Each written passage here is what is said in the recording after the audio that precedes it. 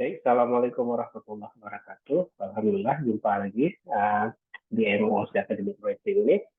Oke, hari ini saya khusus akan membahas tentang proses penulisan bagian metode dari sebuah manuskrip. Nah, ini contoh manuskrip yang sudah jadi, yang judulnya baru dipublish ya beberapa hari lalu. Ini judulnya tentang prevalensi dan persepsi tentang gangguan jiwa.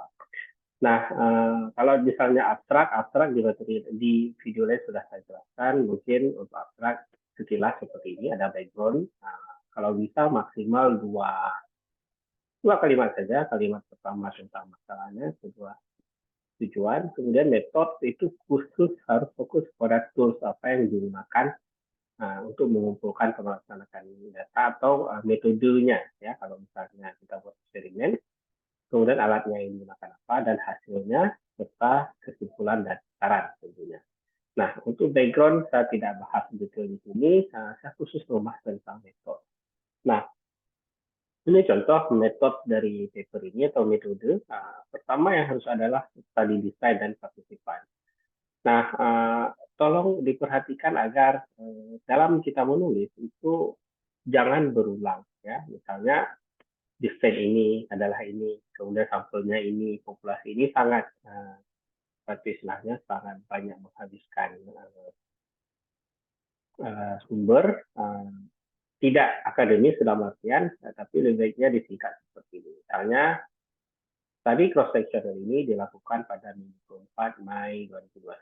Jadi ini sudah menjelaskan desainnya, waktunya, dan populasi serta settingnya. Jadi dalam satu kalimat kita bisa menulis 4 hal sekaligus. Desainnya cross sectional, waktunya pada minggu ke-4 bulan Mei 2021, populasinya adalah perawat yang terjadi di rumah sakit, dan settingnya di besar. Nah, kemudian bisa juga misalnya kita tulis cross-sectional study was conducted among misalnya berapa? 365. Jadi bisa 5 informasi dalam satu kalimat sekaligus disingkat. Ini contoh.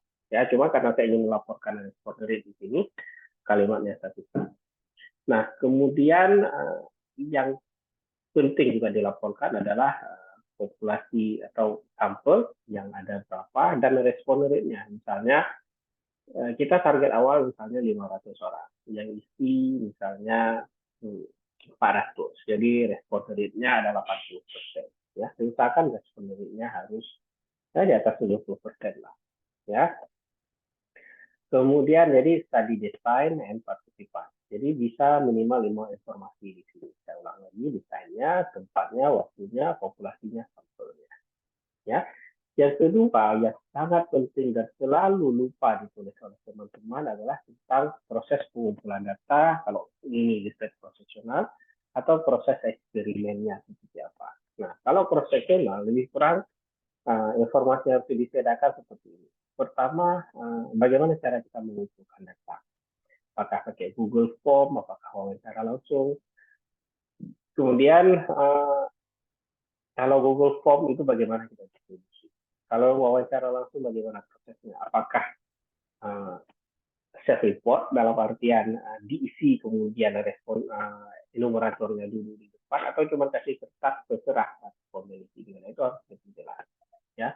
Kemudian kalau online seperti ini, bagaimana kita mencapai dari responden tadi? Apakah lewat WhatsApp group di sini, apakah lewat email, dan sebagainya. Kemudian yang wajib ada adalah alat ukur yang digunakan. Atau dalam eksperimen, intervensinya apa? Ya, konten intervensinya harus jelas. Berapa lama, kontennya apa, di mana intervensi dilakukan. Ya, ini karena contoh profesional yang paling sering dilakukan, maka ini contoh untuk question ini atau riset ini kita menggunakan depression anxiety ratio. Jadi di sini harus jelas referensinya di mana. Ya, ini maksudnya referensi dari alat ukur yang digunakan. Nah, yang pertama, alat ukur apa, alat ukur apa, untuk mengukur apa, referensi. Kemudian penjelasan tentang alat ukur. Nah, ini sering tidak ada. Nah, penjelasannya apa? Misalnya alat ukur ini, DAS ini terdiri dari 21 ekor pertanyaan. Itu harus diperjelas. Ya. Setiap pertanyaan itu opsi jawabannya apa? Misalnya di sini setiap opsi jawaban ada 4 opsinya. mulai dari scoringnya mulai 0 hingga tidak. Misalnya 0 itu artinya tidak sama sekali, 1 jarang, 2 kadang-kadang, 3 hampir selalu, dan sebagainya. Tergantung alat ukurnya. Jadi setelah nama dan tujuan terus referensi, kemudian scoringnya seperti apa. Sesudah scoringnya, kita lihat outputnya seperti apa. Misalnya, skor berapa dikatakan ringan, skor berapa dikatakan sedang, skor berapa dikatakan parah. Ini harus jelas di sini. Ya, jadi pertama opsi jawabannya skornya berapa, kemudian setelah digabung semua jawaban tadi, kategorinya seperti apa, skor kategorinya apakah dibuat dikotomus, ya tidak, ya, atau bisa juga misalnya pakai skala ratio, misalnya makin tinggi skor maka nilainya semakin besar dan sebagainya. Dan itu harus ada referensi, ya, referensi dari sistem scoring dan kategori tadi.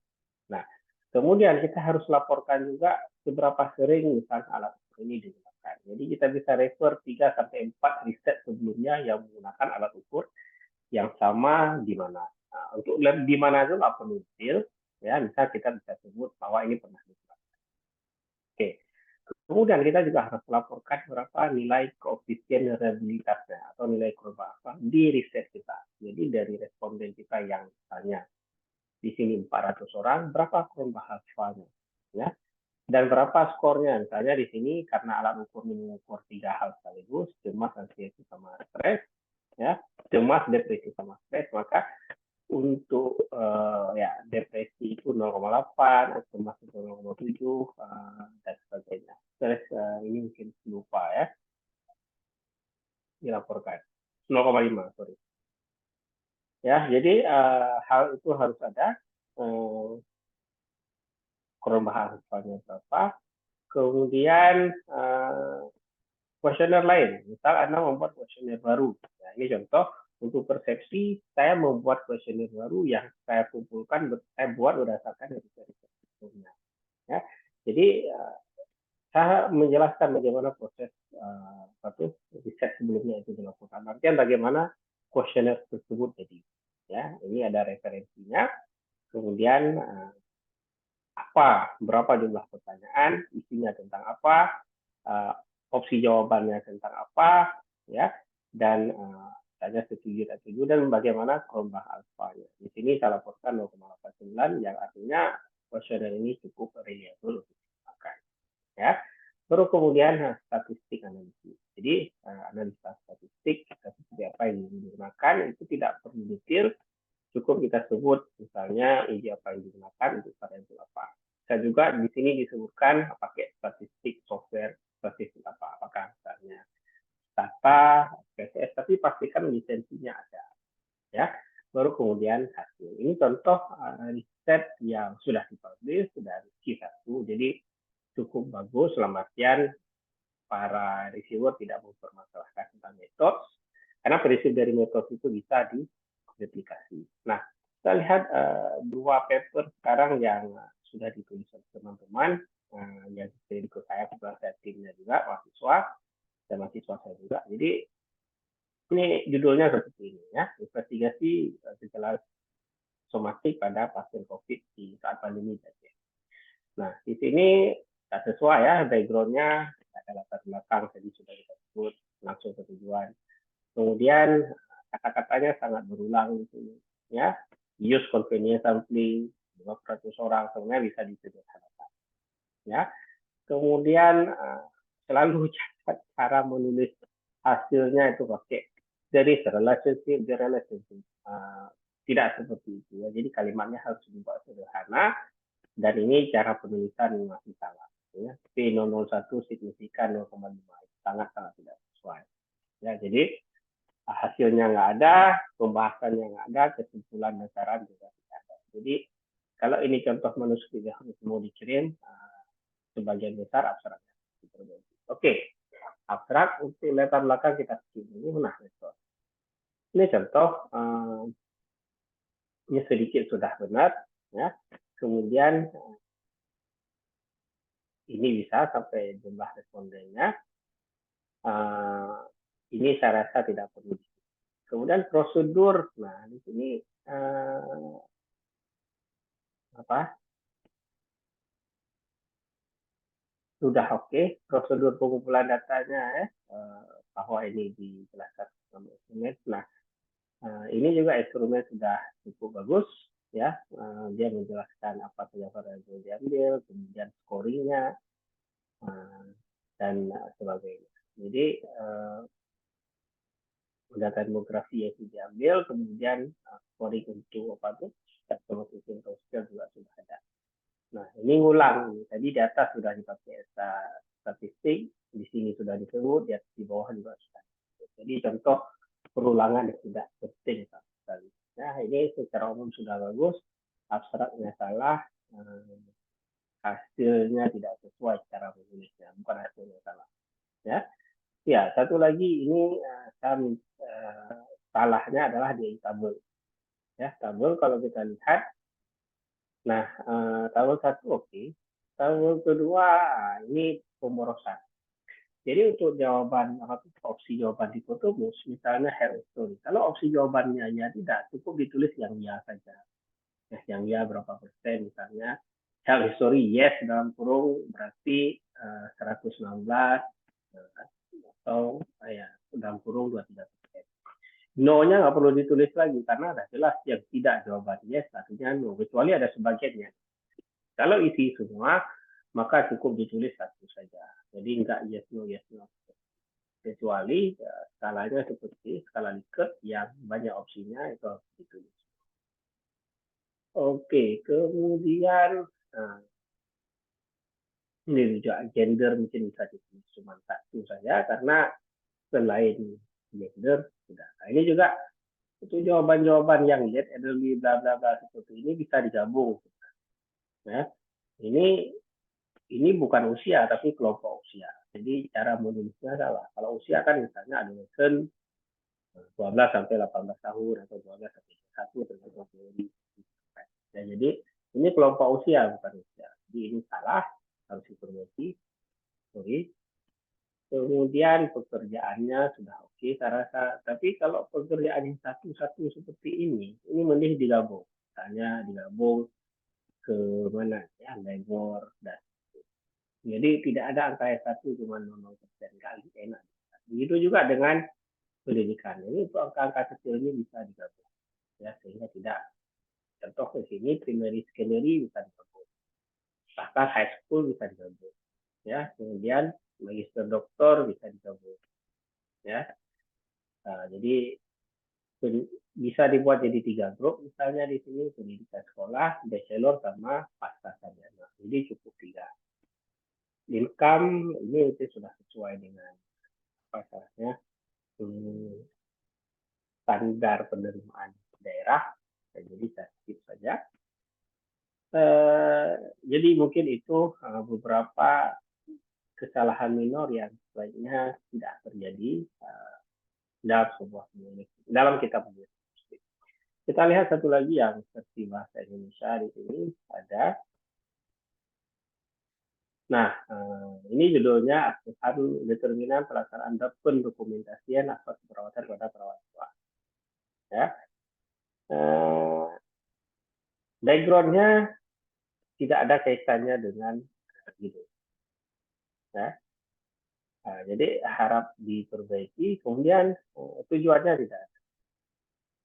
Ya, tujuan dari penelitian tidak ada. Ya. Ini nggak ada dari siswa di sini. Kemudian material dan metode, cross-sectional study, ini sudah lumayan untuk metode. Kemudian hasil juga sudah oke. Kesimpulan sama saran nggak ada. Jadi contohnya di DMC tadi sudah jelas apa yang jadi. Ya, untuk teknik analisa itu tidak perlu ditulis di sini. Ya, itu bisa di-content. Oke, itu untuk abstrak bisa diperbaiki sendiri. Nah, ini contoh yang saya sebut tadi keseringan teman-teman mahasiswa khususnya ketika nulis bagian metode. Kayak malas sekali nulis metode. Singkat, padat, jelas, nggak jelas. Singkat, padat, dan nggak jelas. Ya, pertama penelitian merupakan ini sangat boros kata-kata. Penelitian ini merupakan tadi kualitatif kuantitatif dengan pendekatan cross-section. Ya, padahal bisa ditulis saja penelitian cross-sectional ini dilakukan pada 144 responden dan dilakukan pada bulan Juni tahun 2023. Padahal respondennya siapa bisa juga dimasukkan. Pada 140 orang perawat pelaksana di rumah sakit di mana. Ya. Kemudian jadi sampelnya harus diperbaiki. Ini bagian pertama. Ya. Kemudian pengumpulan data tadi yang saya sebutkan nggak jelas di sini. Ya. Skornya apa ini? Dia menggunakan Unified Motive Scale. Referensinya nggak ada, scoringnya nggak ada, jumlah pertanyaannya nggak jelas, opsi jawabannya nggak ada, kategori atau scoringnya tidak jelas, tidak ada, bukan tidak jelas, tidak disebutkan. Jadi itu harus ditambah. Kemudian ini sudah oke, kuesioner didistribusikan, ya, tapi semua item kuesioner itu harus diperjelas. Kemudian oke, analisa data sudah lumayan.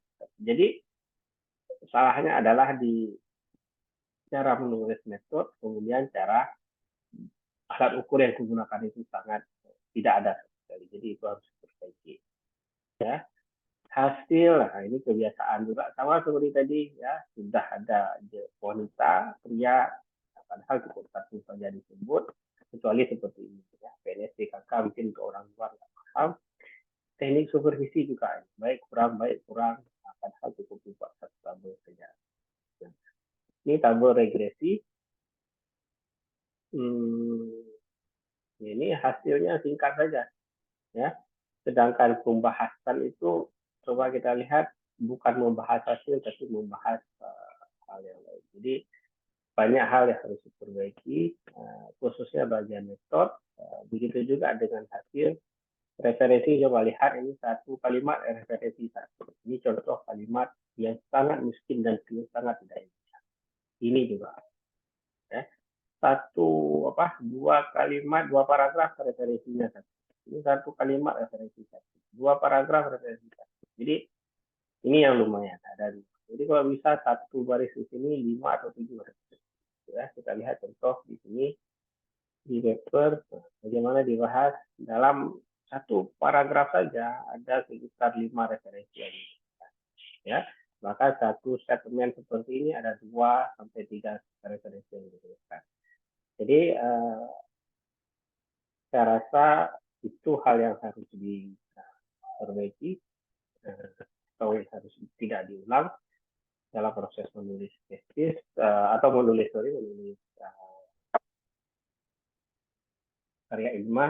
karya ilmiah ini sehingga bisa diterima. Oke, sekian. Semoga video ini bermanfaat. Kalau ada pertanyaan yang belum jelas bisa ditanyakan.